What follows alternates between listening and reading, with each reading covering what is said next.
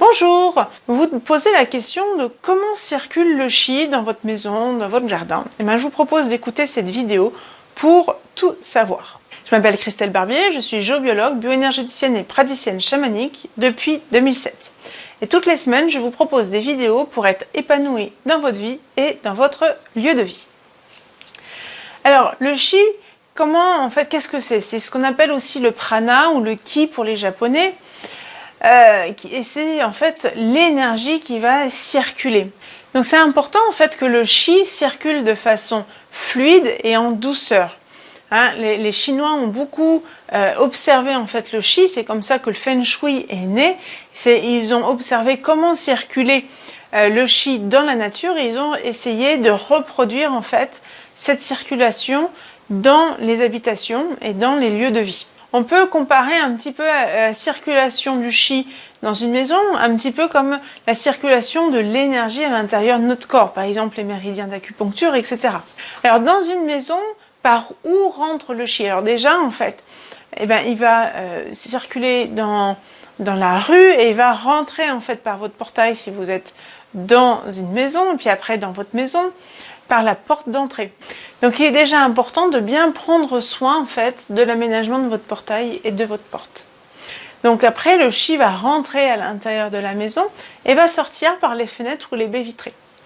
Donc c'est là où on va en fait essayer de voir comment votre énergie circule en fait à l'intérieur de votre maison. Donc après je vais vous proposer de faire un croquis en fait de votre maison pour voir comment la circulation de l'énergie se fait à l'intérieur de chez vous. Alors la première chose qui est hyper importante, déjà, c'est que votre porte d'entrée doit s'ouvrir au moins à 90 degrés. Si elle ne s'ouvre pas à 90 degrés, ça veut dire qu'une partie de l'énergie ne va pas réussir à rentrer. Donc là, c'est aussi hyper important que vous ayez une porte d'entrée qui s'ouvre largement. Après, première chose à faire attention, c'est que vous n'ayez pas un miroir juste en face de la porte d'entrée. Sinon, l'énergie va ressortir automatiquement et du coup, l'énergie ne va pas pouvoir rentrer et imprégner toute votre maison. Autre chose à faire attention au niveau de la porte d'entrée, c'est qu'il n'y ait pas un escalier qui soit face à la porte d'entrée. Si c'est le cas, en fait, l'énergie va avoir tendance à monter directement en fait au premier étage et ne va pas imprégner en fait tout le rez-de-chaussée.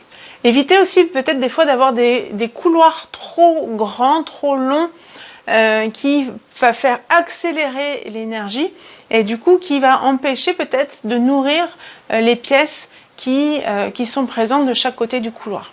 Donc ce que je vous proposais comme exercice, c'est déjà de faire un croquis de votre maison. Et après, vous allez vous mettre au niveau de votre porte d'entrée. Vous allez commencer à essayer de voir comment l'énergie va circuler. Est-ce que c'est fluide? Est-ce que vous avez l'impression d'aller rapidement dans l'autre pièce? Est-ce qu'il y a des choses qui vont vous attirer? Du coup, l'énergie va pouvoir se déplacer de façon douce et fluide. Faites attention à tout ça.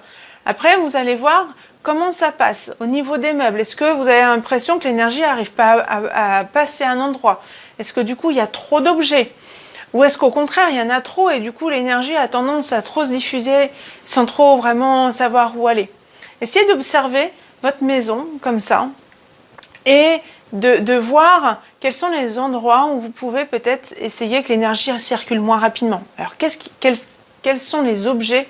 Quelles sont les petites astuces pour éviter que l'énergie circule trop rapidement? Vous pouvez mettre une plante, vous pouvez mettre une lampe, par exemple, qui va permettre à l'énergie de ralentir. Vous pouvez mettre aussi des tableaux, des images, des photos.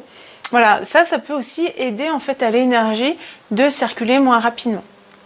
Faites attention, bien sûr, aussi aux endroits trop encombrés, de laisser de la place. Si vous avez l'impression que même vous vous sentez oppressé parce que vous avez trop d'objets, l'énergie c'est pareil, elle va avoir du mal à circuler, elle va stagner.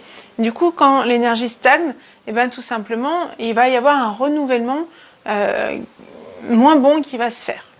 Donc essayez vraiment de voir votre maison un peu autrement, de vous promener à l'intérieur, voir si cette circulation se fait de façon fluide, trop rapide, trop douce, etc.